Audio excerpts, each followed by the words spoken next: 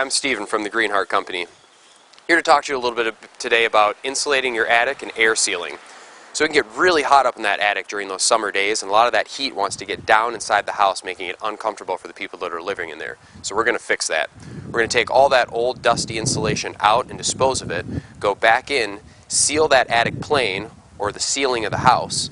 Then we're going to go back in and put brand new fresh insulation in there. What that's really going to do is make it nice and cool and comfortable inside the house when the air conditioner is running. Keep that cold in, keep the heat out, make it much more comfortable for the homeowners.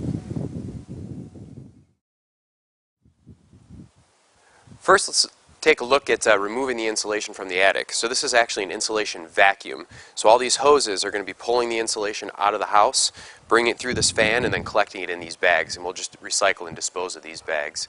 Let's head up in the attic and actually take a look at Rodney pulling some of that insulation out. Alright, what we have here is we're removing all this old insulation. As you can see, it's very dirty and really not doing much, just sitting up here. A lot of areas that have either air voids or no insulation at all. So what we're doing right now is we're removing everything so we can get back down here to the structural members of the house. And you can see here between the drywall and some framing that we have massive air gaps. So once we are able to get all this out, we'll be able to assess everything and go through and use different types of foams to seal all these air voids. And then once we have all the air voids sealed, we'll come back and reinstall the insulation properly to levels of R38 or greater.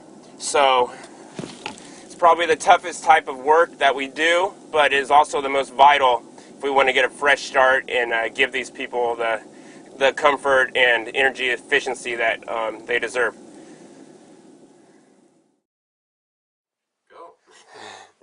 Alright, now that we have all the attic insulation removed and we have the top of the ceiling exposed here, couple different things we're looking to seal.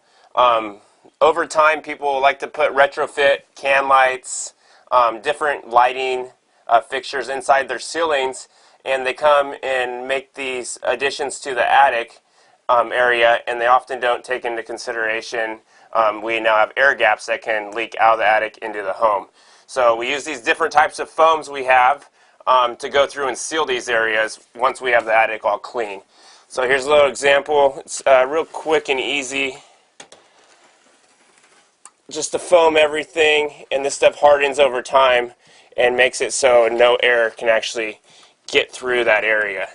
Another area that we're looking for is the existing top plate of the home. Obviously between the sheetrock and the top plate, we can't get that airtight, so what we do is we also use the foam to go through those areas and seal that top plate throughout the whole structure. So really makes a big difference from an indoor air quality standpoint and also an energy efficient standpoint, just because now we don't have so much hot attracting the cold and the cold attracting the hot in the winter and the summer months. Also, plumbing is always a pretty big culprit for air loss.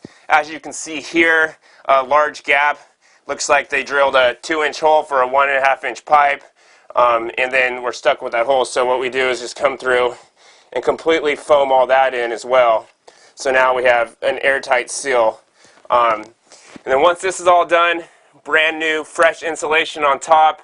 The cool thing about sucking out all the insulation is we often get a lot of construction debris that's been up here for decades.